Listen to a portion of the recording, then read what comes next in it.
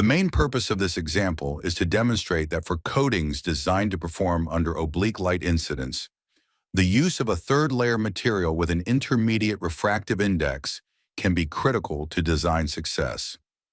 In the File, Project menu of OptiLayer, open the directory LEC25D8. Load into RAM the data files needed to run this exercise. These are the substrate glass N equals 1.52, layer materials N equals 2.35, and N equals 1.46. The beam splitter spectral target BS 500 to 600 nanometers. The target sets the demand for 50% transmittance for the SUR MP polarized light at 45-degree light incidence. Note that we consider a beam splitter immersed in glass. This is specified by loading the substrate refractive index glass N equals 1.52 as incident medium.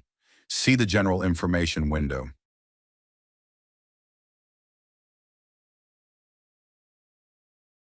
First, we will try to design a beam splitter using only two materials with high and low refractive indices. In the General Information (GI) window, check that only two materials are loaded.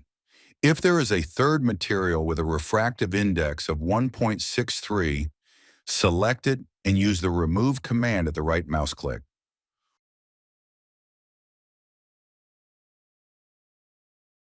Also check that there is no design in the GI window. If any design still exists, remove it as we will run the gradual evolution design procedure without a starting design. To remove a design shown in the GI window, click its name and select the empty row at the top of the selection list. Select the gradual evolution mode in the synthesis menu. In the setup window, activate only one termination criterion, max optical thickness with a value of 15,000 nanometers. Make sure that sequential quadratic programming, SQP, is selected as the local optimization method.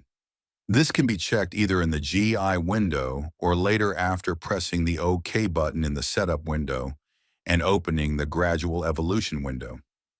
To see the selected method, choose Options at the bottom of this window. If necessary, the method can be changed in the Analysis and Synthesis Options window.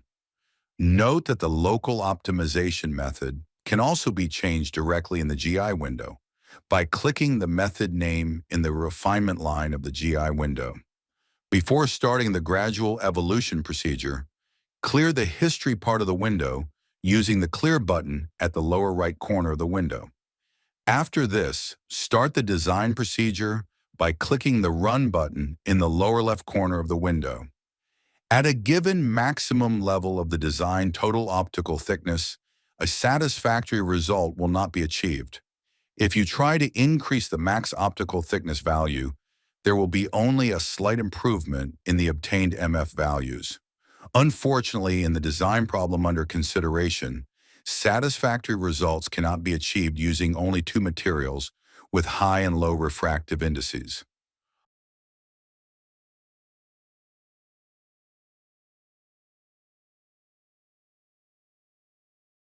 Load the third material with a refractive index of 1.63. Make sure there is still no design in the design line of the GI window. If by chance one of the obtained designs was loaded into the GI window, remove it as described above. Again, we will run the gradual evolution procedure without a starting design. Clear the history part and click the Run button. Monitor the progress of the procedure on the history part of the window. With total optical thickness, TOT values of around 5,000 nanometers or more, much better results are achieved than before.